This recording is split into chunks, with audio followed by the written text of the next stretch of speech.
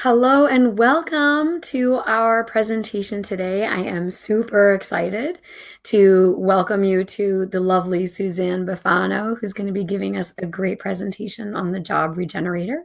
And this is a project that Suzanne has been working on in our program, The Abundant Healer, 90 Days to Skyrocket Your Career, which is a 90-day intensive program that helps therapists and healers bring more financial and spiritual sovereignty into their businesses, as well as increase their cash flow by learning how to expand their practices beyond the one-to-one session model to the one-to-the-many online. And so I'm really excited to welcome Suzanne today. She's going to give us a little introductory taste on some of the content that she has been working on in our program.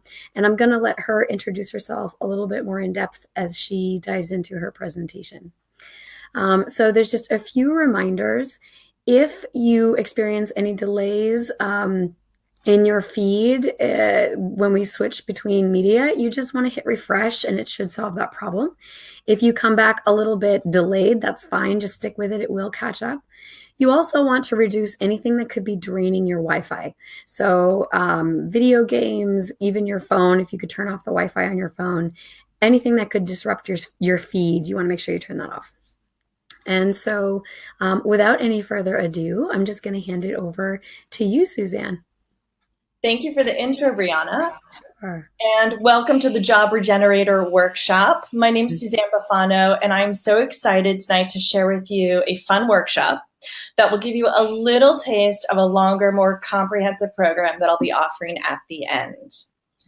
So let's get started. Go. And I just want to see if I can also pull up the chat box. There we go. So in this presentation tonight, we are going to discover new perspectives about your relationship to your job in 40 minutes, which is the key ingredient to replenishing your passion about work and refueling your interest in your career and revitalizing your performance to reach new goals.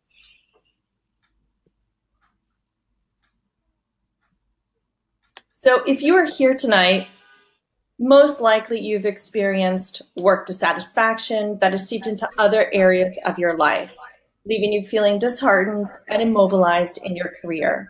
And I'm wondering in the chat box if you can just say if you have felt either dissatisfied in your work or job, or if you felt disheartened about your career or stagnant with where you are. So usually there's about a 20-second delay from when you ask to when people can respond in the chat box, just so that people in the chat box know as well. Okay. But I would just like to insert here a little bit that one of the things that I encountered now, that since you asked that question, had a lot to do when I was working the 9 to 5. It wasn't, I just found that it wasn't the job or the quality of what I was doing itself. It was more like the bureaucracy that I would be involved in and sort of like the systems that I would have to sort of navigate that really would make me feel like the way you're expressing, like really disenchanted with the job. And that's where at that time where a lot of my dissatisfaction would come from. Yeah. Interesting. I feel like you're not alone with that either, Brianna. Mm-hmm. So what I found really interesting is there's a rather large, comprehensive international study done by the Boston Consulting Group. And so they surveyed over 200,000 people all around the world. And they found that the number one factor for employee happiness on the job was being appreciated for your work. Right? What Who knew? Number two was having a good relationship with your colleagues. And number three was having a good work-life balance. Yeah, right? Like who has that? Well, and balance is a word that we hear so often. And, we probably think of like the two weights on each side and, what we have in one and which one is overfilled. But an interesting question to put out there is, what does that look like to you? What really does balance mean to you? Yeah. So interestingly, Jacob Morgan, who's a futurist, author, and a keynote speaker, he listed 3 strategies for workplace success and thus happiness. One being becoming a perpetual learner. So not relying on your organization or your institution to offer you educational opportunities or for professional development, but really putting the onus on you. So it's up to you to learn how to learn and then be aware of how your skills and abilities can be applied, not just to what you're there to do or what your job is, but also to what maybe is not your job.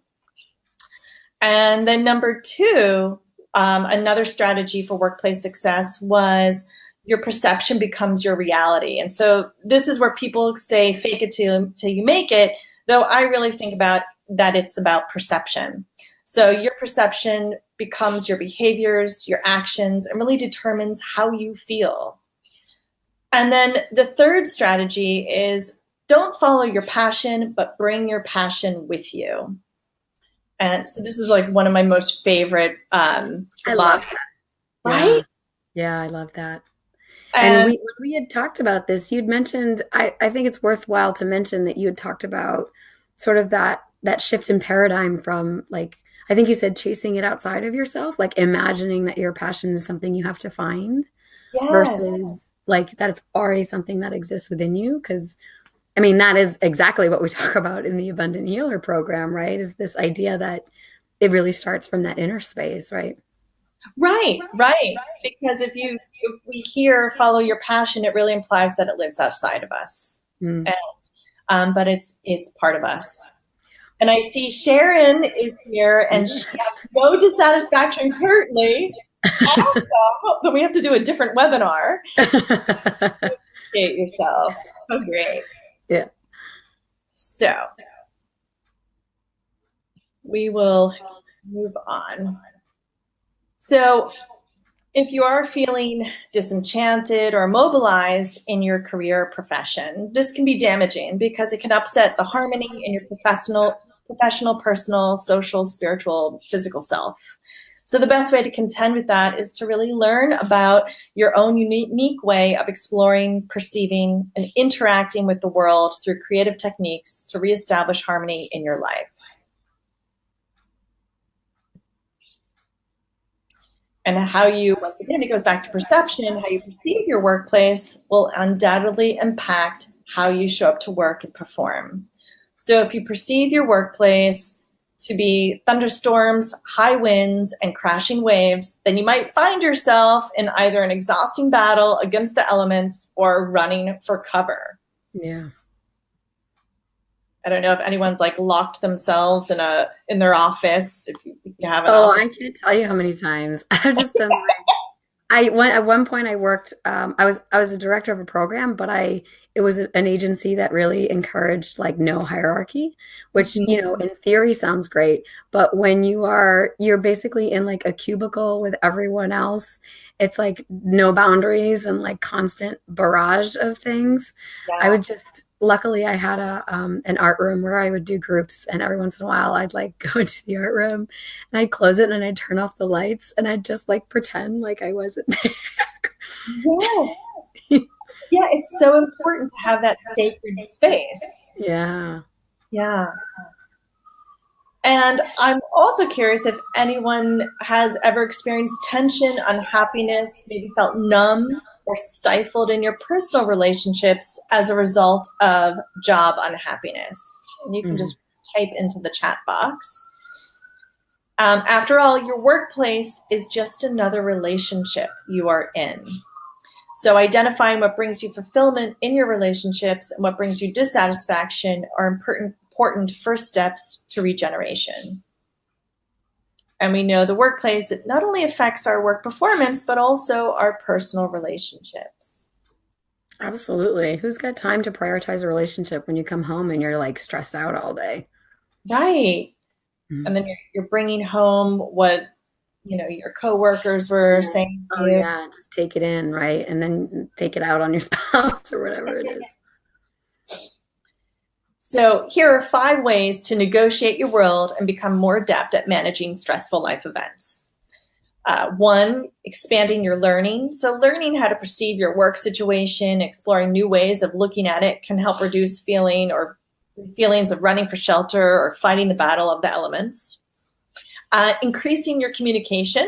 So identifying and communicating what brings you fulfillment and satisfaction in your relationships and what brings you dissatisfaction. So you're setting expectations for yourself and for others. And also deepen your listening practice. So really learning how to listen to what either your coworkers are saying, but also what maybe your body is telling you and what the environment is telling you. Fostering civility within yourself, within your relationships, and in your work environments, so that if you are working within a more civil workplace, a work environment, then we also know that you will most likely be less stressed. And improving your overall well-being. Certainly all 4 of these factors will impact your well-being. So all of these are fostered and facilitated through an exploration of metaphor. And for the purposes of this presentation, we will explore a quick and dirty exercise to get your creative juices flowing and reignite your passion for your job. And Sharon, I see you said, yes, I felt like I was becoming a caricature of myself.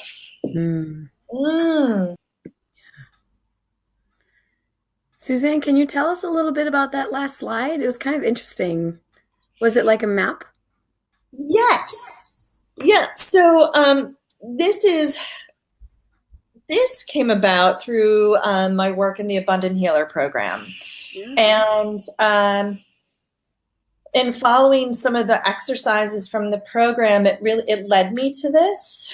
And so I was really, I was in a very stuck place in the Abundant Healer program, but right. But I was also feeling that in other parts of my life.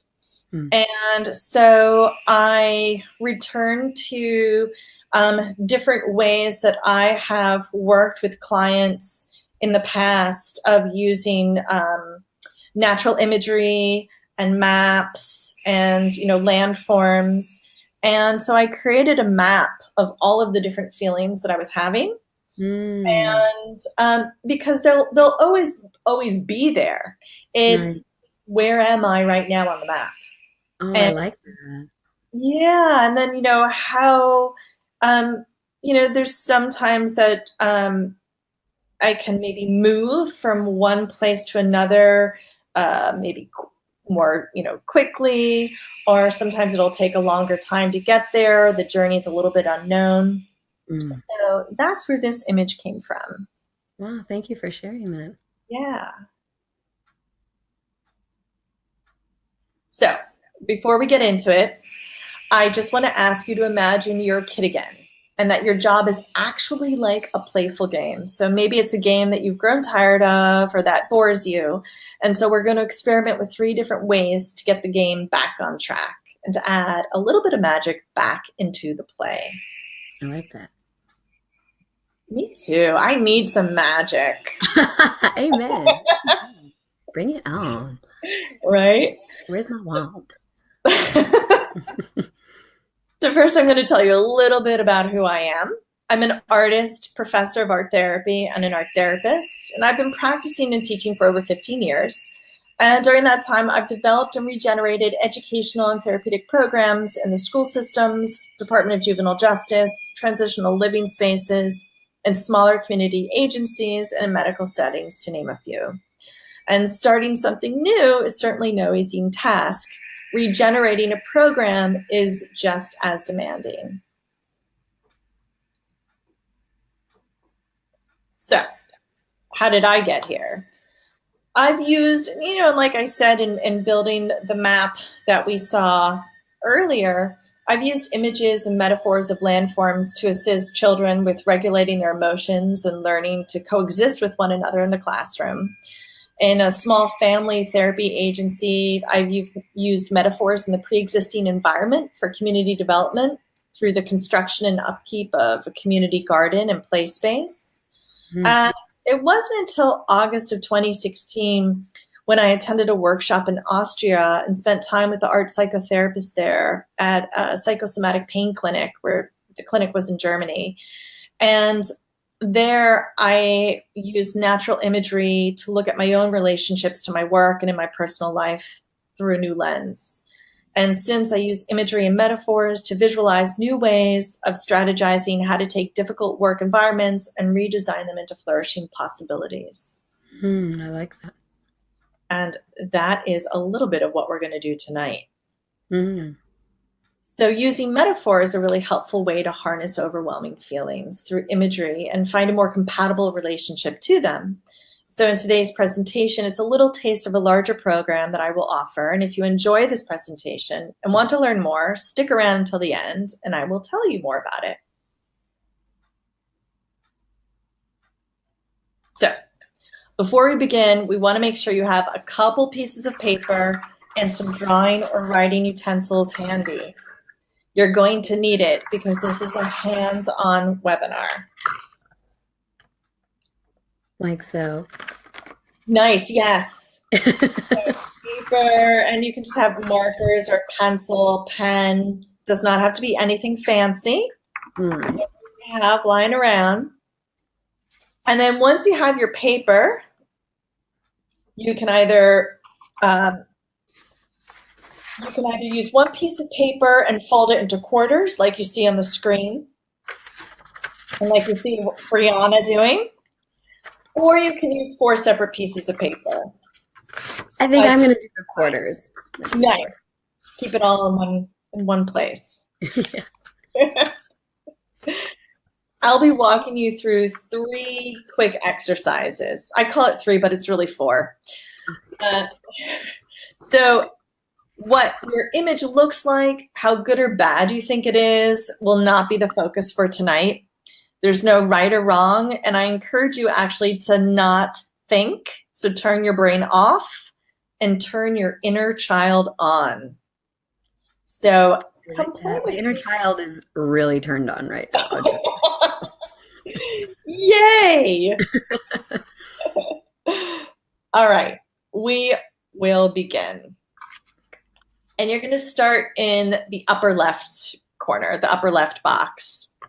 If you're using one sheet of paper folded in quarters.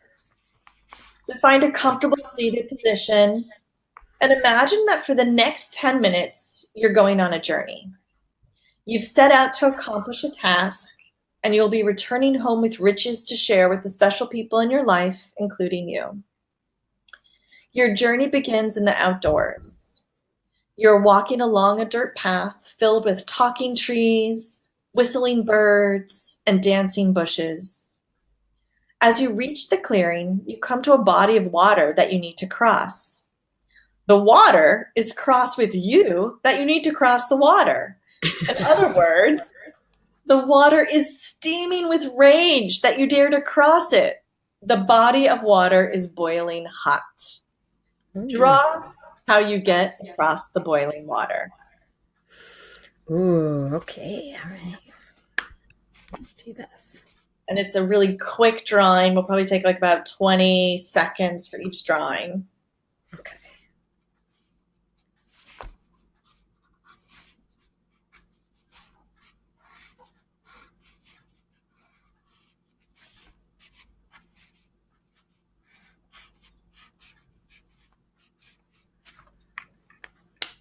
All right, I got my drawing. Okay. We're going to go to the next part of the journey. Okay. As you continue along your journey and leave the boiling water behind, you reach a mountain with a steep and narrow path on the incline. You'll need to walk up the path to reach the other side. So off you go, and halfway up the mountain, you come to a fox blocking your way. The fox is cunning and does not like to share the pathway up the mountain. So he asks you to go back down where you started to fetch him some water. Draw how you get to the other side of the mountain. Okay.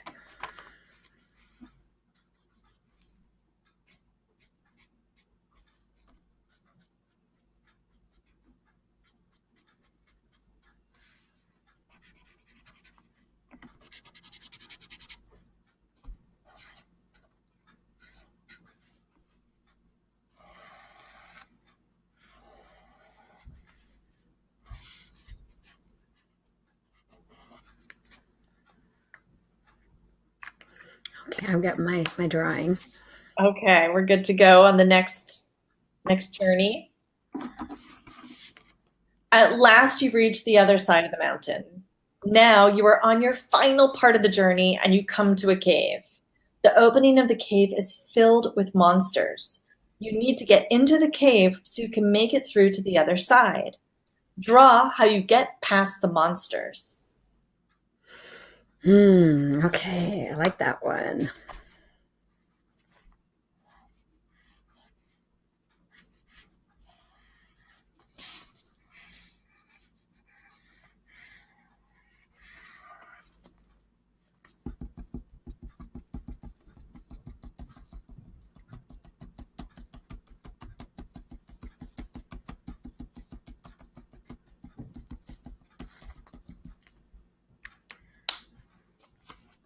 Okay, I've got my drawing for that one. Okay. And so now we're coming up to the last box. You've come to the end of your journey. Waiting on the other side of the cave is a pedestal. Draw on the pedestal something that you prize, cherish greatly.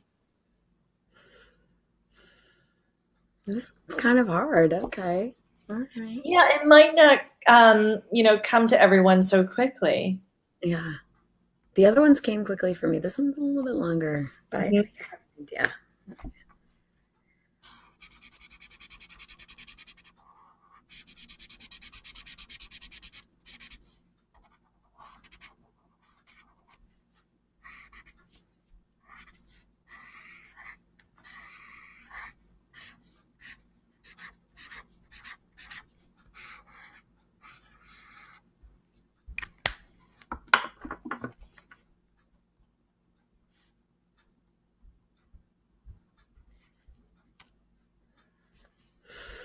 Okay, I've got my drawing for that one. Great. We're going to move on. So spend time with each of the landscape obstacles that you drew and traverse through the landscape and really imagine or reimagine your journey and make note of how you were able to cross each obstacle and reach the end. So, for example, when you were crossing the body of water, are you swimming across an ocean, building a raft, hitching a ride from another boat, waiting for the ferry, or maybe hoping for cool rain to calm the boiling seas? And in the chat box, if you want to add in how you cross the body of water, I really wish I could see everyone's drawings. Well, while people are responding in the chat box, I don't mind sharing what I came up with. Okay, great. So I have, this was my top corner here, if you can see it. And so I ended up drawing hot air balloons. Hot air balloon. Yeah. And, it was interesting because what came up for me was you described it as like this angry kind of boiling sea. And I was like, I thought about a bridge, I thought about a boat, all that. And I was like, oh, no. Like, that's still too close. Like, I want to be like way up and over and like nowhere near that. Yes. And just in reflecting upon that, it's kind of interesting because I do that. Like, if you were to imagine the seas being angry or whatever, I have a tendency to kind of dissociate or to kind of like really put a lot of space between myself and my own anger and myself and like other people's anger. And probably in a work situation, I get like, conflict avoidant. And so then I get resentful and, like negative circumstances just continue to perpetuate themselves because I just want to get away from it. Right. But you're still stuck there. So that was kind of interesting. That's what came up for me. How great. Because also with the hot air balloon, you get such a view of the landscape of everything. And, maybe the boiling hot water looks differently from that height. I like that. Yeah. Sharon paraglided across. Oh, I love that. Whoa. I love that too. Yes. And like really like working with the wind. Oh, great. So when crossing the mountain, Did you fashion a walking stick, move steadily and slowly, exhaust your resources, or walk around the mountain? And how did you work with the cunning fox, this little guy? Oh, wow. So that's really interesting because even the way that you're sort of phrasing the question, to my mind, it kind of emphasizes the journey. But you know what really came up for me was I felt like the fox was like the obstacle, like the fox was like the issue. Mhm. So I'll show you the drawing I did. If you can see it there. This is this. So I ended up, you had mentioned that like the fox wanted water.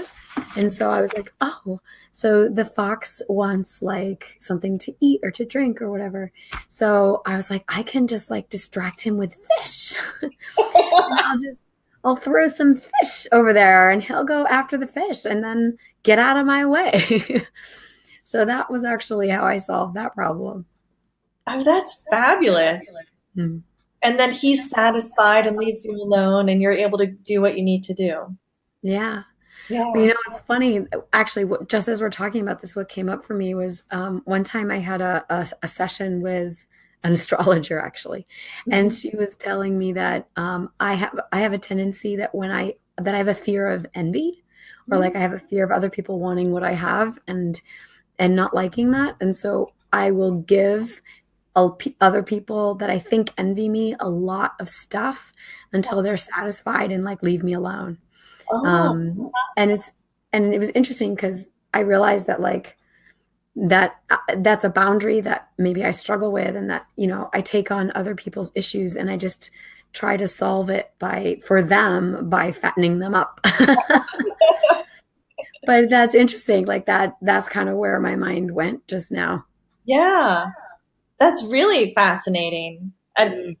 the fox was, not really trustworthy. I mean, look at this guy, you know. Yeah, it was cunning, like not letting you go past and like trying to make you do stuff. And we're like, Yeah, we just came from the boiling water. yeah, We want to go back. right, You right. know. Okay, so we will move on. And how did you get past those monsters in the cave? Yeah. So for me, that came super easily. I immediately, well, it came a little bit quickly. Mhm. It's an invisible cloak. So for me, I imagined just putting on an invisible cloak so that the monsters couldn't see me. Yes. That, being able to fashion something for yourself so that you're then able to like outmaneuver your environment or whoever's in your environment that's making things a bit harder for you, Mm. is such a great tool to have. It's such a great coping strategy. Yeah, Yeah. And I see Sharon just wrote, I knew I couldn't outfox him, so I just walked around the mountain instead. I know my limits. I like that. I like that. Oh I'm man, not that's even going to deal with that. exactly. I'm not even gonna water fit. No, Yeah. walk around the mountain. Enough of demanding foxes already. And for the monsters, you sing to them. Music soothes the savage beast. Love it. Mm. And Sharon happens to have an amazing voice. Oh, Sharon, I wish we She's, could hear yeah, you. yeah. Wow, learning those things about people. So how we manage obstacles in the landscape tells us about how we manage different challenges presented to us in the world, and which we heard from from both of you. And maybe your way of traveling through your landscape is one of walking around and avoiding the larger, more strenuous obstacles. Possibly you put all of your might into climbing the mountain and come down the other end exhausted or depleted, yet feeling great pride for your efforts, where the hard work and relishing in the amazing views from the peak might be well worth it to you. Maybe running into the eye of a storm unprepared or seeking shelter and waiting running into the eye of a storm unprepared or seeking shelter and waiting it out may speak to your preparation or impulses, your fear or courage when faced with the unpredictable elements of your environment. Mm-hmm. So whatever your personal way of handling these challenges are, they are yours and they're there with good reason. And they have been very crucial in how you have survived so many journeys so far. Mm. Now, what was on your pedestal? Okay, so that was hard because it's interesting because my mind went, I'll tell you, my mind first went to my son. Mm-hmm. And then, but I felt like that wasn't quite all of it, you know? So let's see if I'll show you. I'll show you all of them. This one. So the last drawing for me was this one. And so you can kind of see a little sketch of my son in the background there. But then I drew like this anvil. And for me, the anvil represents longevity, strength, endurance, and substance. Mm. So it was almost like those were things I wanted to accomplish and that I value because I felt like not only would that make me a good provider for my son, but it would also like make me a good example, you know, that I feel like I'm living that message, or I'm sort of being that sort of stable foundation that I think there's probably a part of me felt like I missed when I was a child, just because I moved around a lot. My parents got divorced and whatnot. So I think that it was interesting, but that was difficult because I think my mind kind of, it would like very quickly cycle through like concrete, non-concrete, concrete, non-concrete, you know. That was interesting. Yeah. Yeah, because, you know, the idea of the pedestal, that it has to be something tangible, right? Mm-hmm. That we can hold or touch. Yeah. And, you know, when we think about why we do what we do and, you know, why we are working or facing so many obstacles and why we keep facing them, tells us also that it might not always be for something tangible in the end. Mm. And I love how, you know, what you have on your pedestal, Brianna, also is something that can doesn't just live with you or exist with you, but also is something that can be passed down and, you know, carried to other people. Yeah. And I see Sharon says, you had an envelope containing an all-expense-paid trip around the world. Wow. And that's interesting because it's tangible, but it's also full of experience. Yeah. Yeah. Mm. How great. So in the 6-week signature program, oh, and Susan's here. Beautiful. Hi, Susan. In the 6-week signature program, we are going to be building the terrain, landscape, and natural forms. So we use the environment through the 6 weeks. And during the program, we're going to be taking notice of what would make crossing the bodies of water, mountains, and weathering the climate changes just a little bit more manageable. So some goals, dreams, and tasks of life are just going to be hard and undesirable. This work is not about making the journey easy. It's about making your journey just a little bit more manageable, tolerable, and one you can accomplish, and that in the end makes life a bit more gratifying. And so some of the questions that are raised in the 6-week program are, do you face all obstacles the same despite their severity? Are there some you might handle differently? And how and why do you think that is? And sometimes the challenges or obstacles that we perceive in our life are there for a reason. So if they show up during different aspects of our life and when they keep reappearing, sometimes it tells us, or it's a message that there's still work that needs to be done.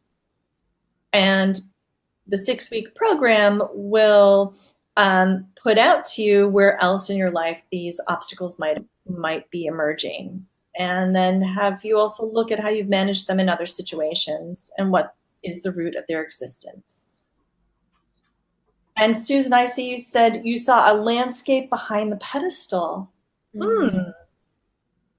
Yeah, so also reconnecting with the nature, the importance of that. So if you've enjoyed what you experienced today, let me tell you more about my 6-week signature program. Girl, tell me more. I'm going to tell you now.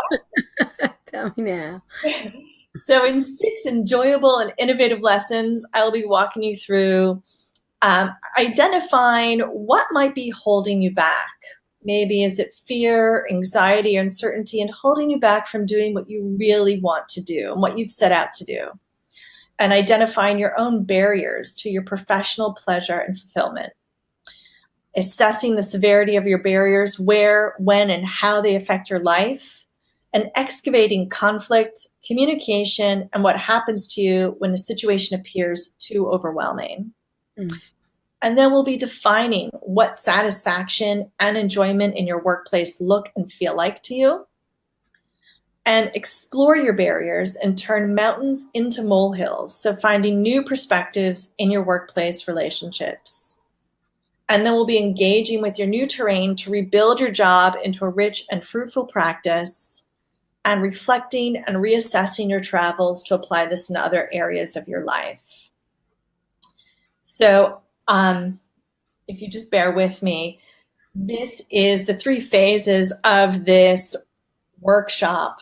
We'd be first starting off with mapping, where you're really going to be mapping out your own terrain, your own environment, and looking at barriers or obstacles that are there, as well as resources that you have. You know, life isn't only just full of barriers and obstacles, but it's also full of support and resources that we tap into. And then the excavation phase would be phase 2. And that's where we're really going below the surface and looking at maybe where those obstacles keep reappearing, or how we start to navigate with our environment, maybe in a very specific way. So different patterns that we might have with our environments. And then the 3rd phase is the planting. And that's where it's really engaging with your terrain. It's not changing it, you know, trying to create a new environment for yourself to be in, but working with what you have and being able to plant and establish new ways of traversing through your landscape.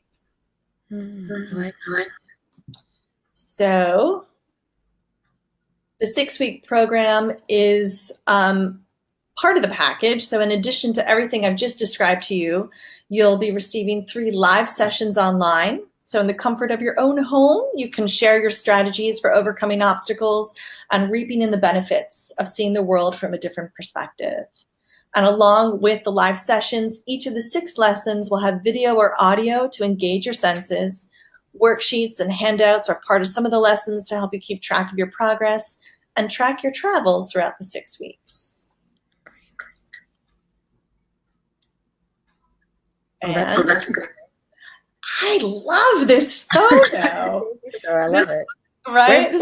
Where's the fox now? So if you find yourself struggling with your own thoughts, fear, or anxieties that are holding you back from doing what you really want to do, this 6-week program is right for you. And this is how you can sign up for the program. You can get in touch with me.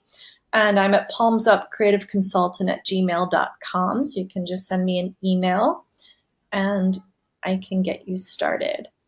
Is that a hand raise? It's a palms up, baby. Palms up. I love that. Palms up. Yeah, you take this to a whole new level. I haven't even thought about it like this. I love that. Wow, thank you so much for sharing your presentation with us. Yes, I'm so glad that we had Susan and Sharon with us as well on the line. Yeah. So I'm going to bring us back to video. Okay. And maybe we can just open up the chat box for any feedback or any questions that either Susan or Sharon may have for you. or maybe even just ask, like, how did you experience the directive? If there were aspects of it that you felt afforded you some insight into how you might operate in a professional situation, things like that. And while they are responding to that, Suzanne, I just have a couple questions for you. You had talked about doing workshops in Austria, and that had kind of informed how you came to this method of approaching the workplace and workplace environments. And I was just wondering if there was a quality to your experience in those workshops that kind of, turned you onto this, like, or was there sort of an aha moment that you had, and what that was like? Well, I have to say that workshop really pulled all of my previous experiences together for me, where I wasn't able to really put words to what I had been doing, for like the past 15 years. Yeah. And in that workshop, it was so interesting because it was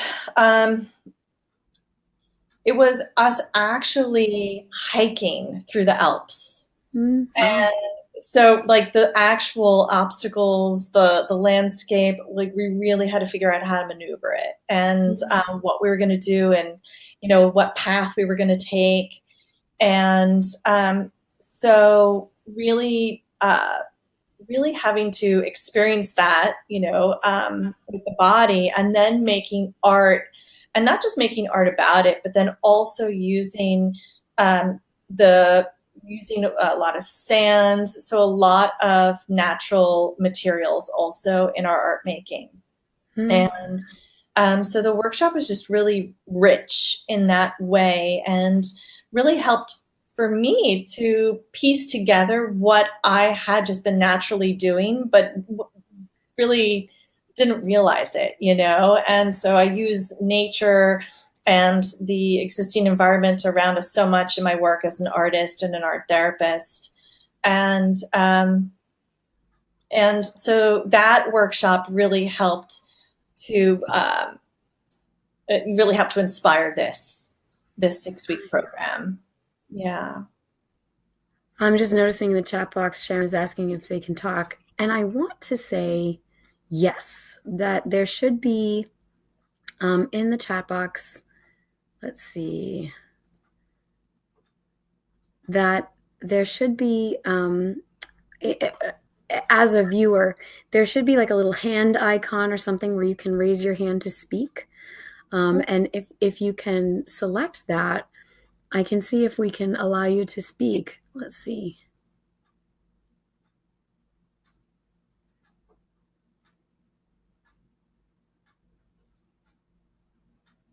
I think I just sent an invitation to Sharon. And Sharon, if you can see it, you might try to accept that. It might let you on. Susan says there's a Yeah. request. So try accepting that request. Let's see if we can get you on the call. Are you saying that to me?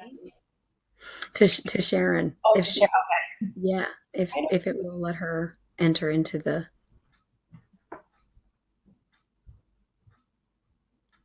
I'm not the hand up top. Whatever's prompting you to join, I would select that and see if it lets you in. If it doesn't, there should be a hand that allows you to request to speak on the presentation. I have never used it actually, so this is kind of an interesting experiment. But I'd like to know if it works, because if it does, I think that would be great to be able to hear people's voices on the call.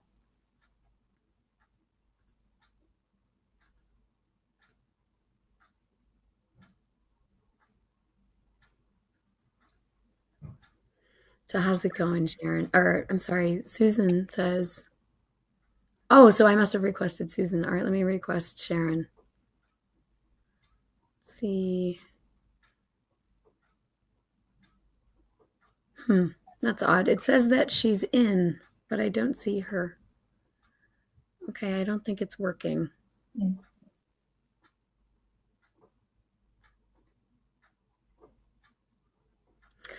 Okay, so I think we have to stick with chat box for now. Um, but I like the idea of, oh, I see a hand raised. Okay, let's see if that works. And now it says no requests pending.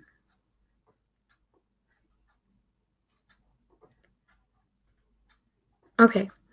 Um, Unfortunately, I can't get that part to work, but it's good to know because now I can see if I can get that to work in a future presentation. Um, all right. I did have one more question for you regarding your experience in the Abundant Healer program. Um, did you find that the program helped you with kind of organizing your ideas around this? I think you had mentioned in your presentation that you had reached kind of a stuck place and that this sort of prompted you, to move through it. And I was just wondering if you could speak to that. Yeah, you said there, there's, I have two things that I want to say. So the program, it did help me organize, you know, what I wanted to speak about tonight for the workshop as well as for the 6-week program. Though, and I've spoken with you about this several times in our calls, Mm, that it, as much as I really wanted it to be a linear process, it just wasn't. yeah. And so, and I'm very thankful for that because I'm not a very linear person, but for some reason needed to see this sequence of things, happening in a certain way. And but all of the different exercises that the Abundant Healer program provided helped me to reach this point tonight. Mm, And to be able to, take all of my previous experiences and put them together and then to tap back into the workshop in Austria and had this really big aha moment. mm, And what was really interesting for me, and I was just thinking about this the other night, in one of the very earlier uh, hands-on tasks that from the Abundant Healer program, I think it was in like week 2 or week 1, mm, where you led us through a guided imagery, and then we were asked to draw out who our soul client was. mm, And the image that I had was so vivid, and I remember it so clearly. And the image that I drew, and it was all natural landscapes that I had. So I had I was working within a very large mountainous range, and we were actually digging into the rock together. mm. And I just really reflect back on that because I thought, wow, it already working from the natural landscape. I remember you telling me about that image. Yeah, Yeah. digging And in. Yeah, yeah. And so, it's been there. It's always been there. I just had to uncover it right. and, see, how it would kind of reveal itself. Sure. Yeah. I'm just noticing Susan also asked a question. What is your experience with different age groups? Yeah. So my experience has been primarily with children and adolescents. Um, though I have done well, with children and adolescents, you're never just working with the child or the teen, right? You're always working with the family, whether or not they're present or not present. But is what I was going to say is that I did spend a significant amount of time also providing family therapy and working also in neighborhoods doing a lot of community development. Mm, So it's primarily children and teens, certainly working with families. So doing a lot of, parent work as well. And then I have a little bit of experience, or, not the abundant of my experience of working with adults and seniors. okay. Yeah. Well, it's interesting to me because like what you're describing is systems, right? Like the that sort of bridge between like how systems come together and the way that we like navigate those systems, and also finding a sense of satisfaction and, a sense of completeness within that, it sounds like.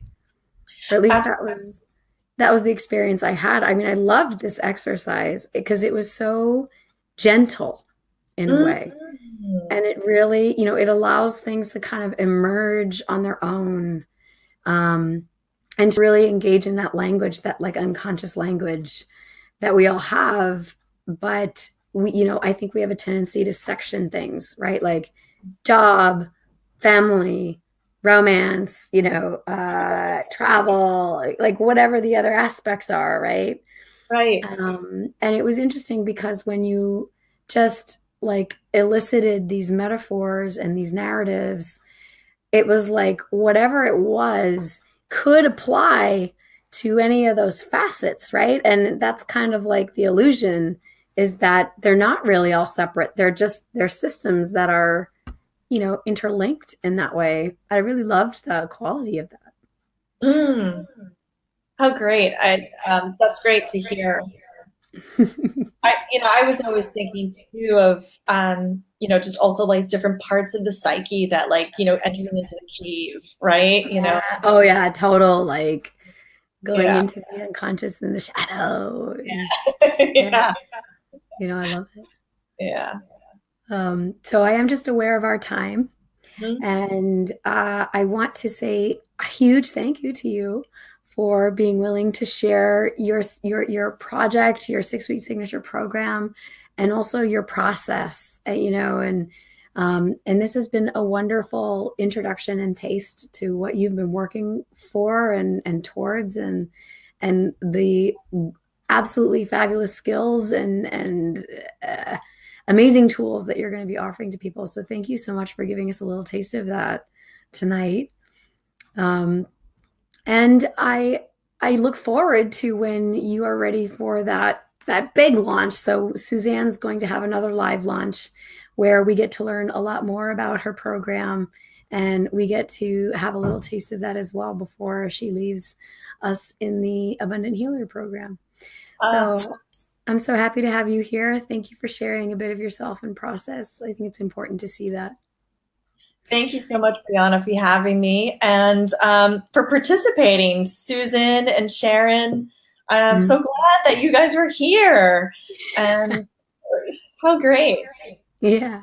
So, All right, ladies. Thank you to our participants as well. Susan says that she feels inspired, and Sharon said the same thing. Great. All right, ladies. So we are going to sign off for tonight. But if you are watching this and you're interested in joining the Abundant Healer program and getting a taste of what it's like to go through this process as well, you can still sign up. Today's the last day of enrollment. And if you're still not sure, you can sign up today for a consultation with me and then have access to a 30-day trial. So get on that. And I look forward to speaking with you soon. And I look forward to speaking with you soon. All right. Have a great night. Thank you. Bye. Bye.